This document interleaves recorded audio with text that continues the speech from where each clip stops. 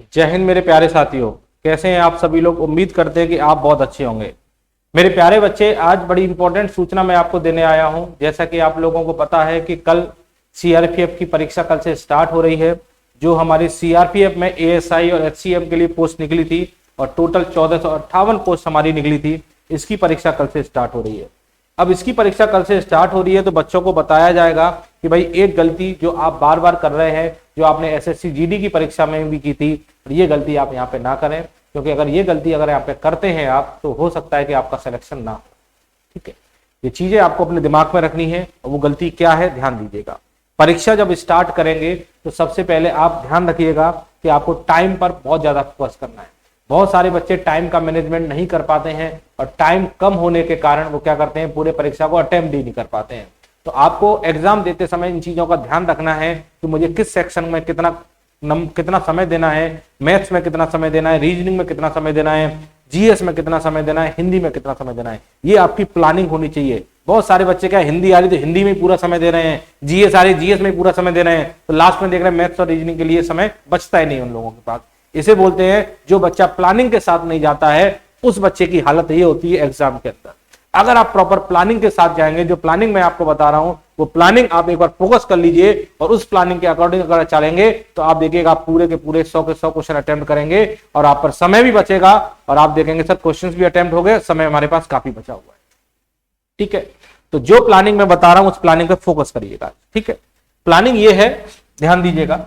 सबसे पहले तो मैं इसका पैटर्न आपको बता दूं कि परीक्षा का पैटर्न क्या है।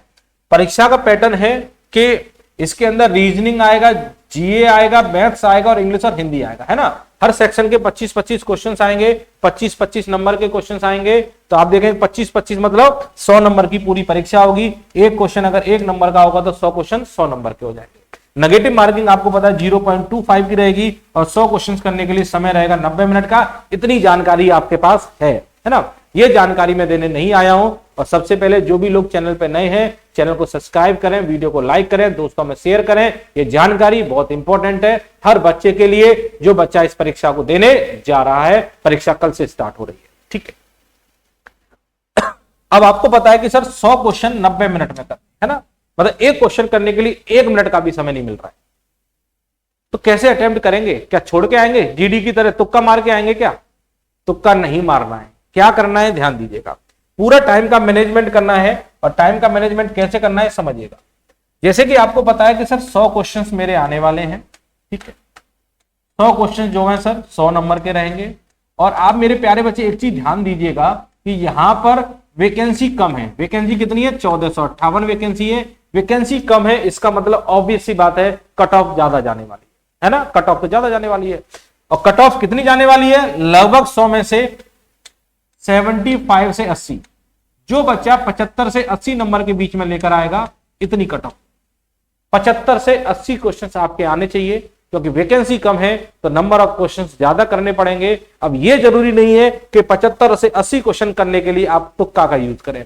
तुक्का आपको बिल्कुल नहीं चलाना है, क्योंकि तुक्का मारने से क्वेश्चन गलत होते हैं और गलत होने से नंबर कट जाते हैं और आते हुए नंबर भी कम हो जाते हैं। जैसे जीडी के अंदर ये हालत हुई है बच्चों की कि बच्चों के 15-15, 20-20 क्वेश्चन गलत हुए हैं। क्यों? क्योंकि तुक्का चलाया।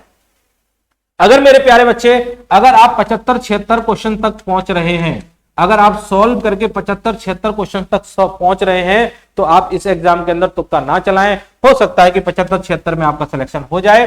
जितने क्वेश्चंस आपसे हो रहे हैं, अगर आप देखिए 50-60 क्वेश्चन ही कर पा रहे हैं तो ये तो कंफर्म है सिलेक्शन नहीं होने वाला है 50-60 पे। तो फिर उसके बाद तुक्का चलाएं, जो करना है वो करिएगा। पर अगर आप इसके नजदीक पहुंच रहे हैं, इस आंकड़े के नजदीक पहुंच रहे हैं, मान लीजिए आपने 80 क्वेश्चन कर लिए, 20 क्वेश्चन करने बाकी हैं, तो आप बाकी के बचे हुए 20 क्वेश्चन में तुक्का मत चलाइएगा।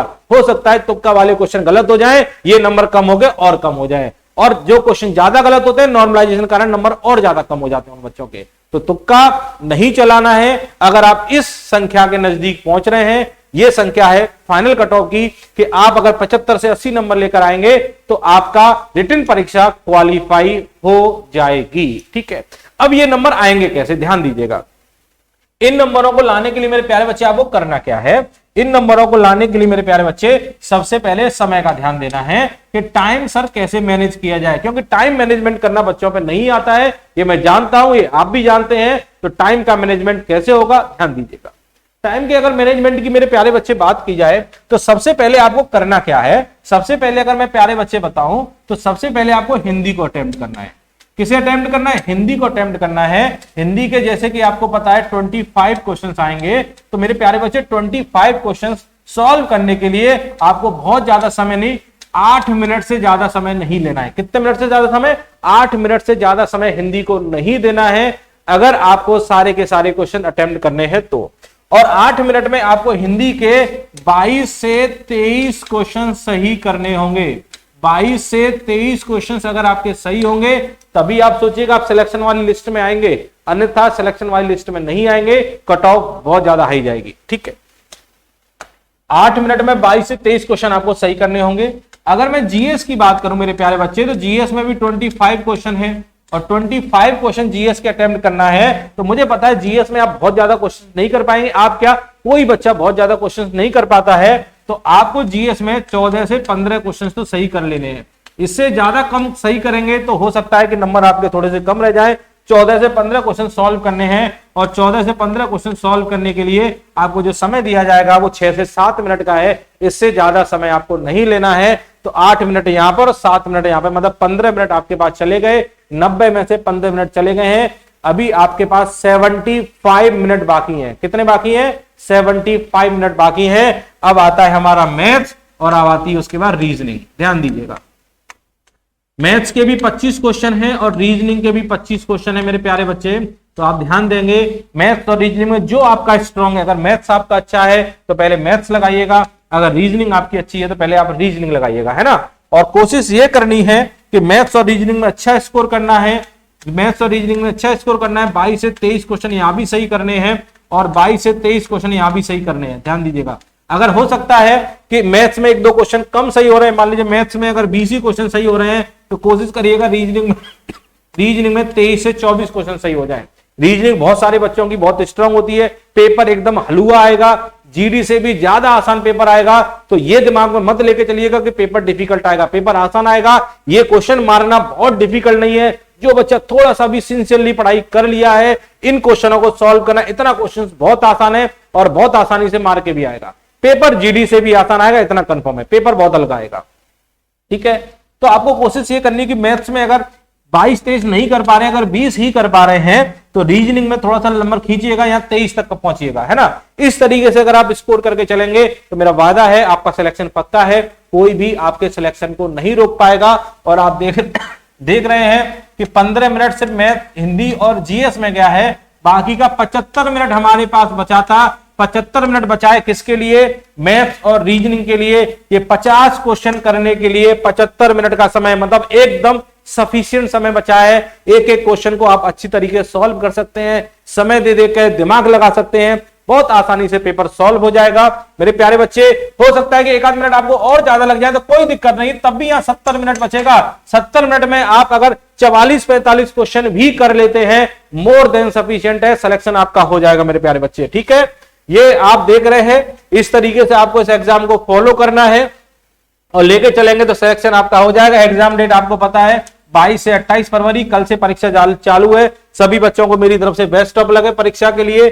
पद आपको पता है एएसआई स्टेनो में आपने देखा 143 पद आए हैं और हेड कांस्टेबल मिनिस्ट्रियल के अंदर 1315 पोस्ट है, तो टोटल 1458 पोस्ट है। बहुत ही शानदार नौकरी है, बहुत ही जबरदस्त नौकरी है। जो बच्चा मेहनत करके पढ़ाई कर रहा है उसका हो जाएगा। देखिए ये मैंने पोस्ट बांटी है कैटेगरी वाइज, तो आप देखेंगे एएसआई स्टेनो और एचसीएम में ये जनरल की पोस्ट है। यहाँ जनरल की 58 है, यहाँ 532 है, ओबीसी में 39, यहाँ 355 है। पोस्ट मेरे प्यारे बच्चे सफिशिएंट है, पोस्ट सफिशिएंट है। और आप देख रहे हैं सैलरी इतनी सुंदर है कि एकदम जॉब लग जाएगी तो शानदार आपकी शादी भी हो जाएगी। एएसआई स्टेनो में आप देख रहे हैं 29,200 से 92,300 तक सैलरी जाती है। हेड कांस्टेबल में 25,500 से 81,000 तक सैलरी जाती है। मेरे प्यारे बच्चे, सैलरी बहुत अच्छी है, नौकरी बहुत अच्छी है। थोड़ा सा पढ़ लीजिए, नौकरी आपकी पक्की है, इतना आप जान लीजिए मेरे प्यारे बच्चे। तो बस आपको परीक्षा में पास होना है। समय का ध्यान दीजिएगा, टाइम पर पूरा फोकस रखिएगा, टाइम की प्रॉपर प्लानिंग करिएगा, प्लानिंग के साथ पूरा पेपर अटेंड करिएगा। और ऐसा मत करिएगा कि पड़ोसी 100 में से 100 करके आ रहा है, तुम भी 100 में से 100 करके आए। बहुत सारे बच्चों के साथ गड़बड़ी यही होती है कि यूट्यूब पे देख लेते अगर पहले 22 तारीख को जो बच्चे पेपर करके 90 मार के आ रहे हैं तो आप भी सोचते हैं 90 ही मार के आएंगे, पर ऐसा नहीं है मेरे प्यारे बच्चे। तुक्का बच्चे मारते हैं, सही नहीं बताते हैं। आप अपने अकॉर्डिंग चलें और मैं बता रहा हूं 75 से 80 के बीच में अगर आपके सही होंगे तो आपकी कट ऑफ निकलेगी, आप सिलेक्शन हो जाएगा। इतना आप प्लानिंग लेके चलिए दिमाग में, इतना आपको करना है। आप 90 और 95 के चक्कर में मत रहिएगा कि 90 और 95 आपको करने हैं। जो भी बच्चा चैनल पर नया जुड़ा है, चैनल को एक बार सब्सक्राइब करिए, वीडियो को लाइक करिए, शेयर करिए। अगले वीडियो में मुलाकात करेंगे नई ऊर्जा और एनर्जी के साथ, पूरे उत्साह के साथ मिलेंगे। जय हिंद मेरे प्यारे साथियों।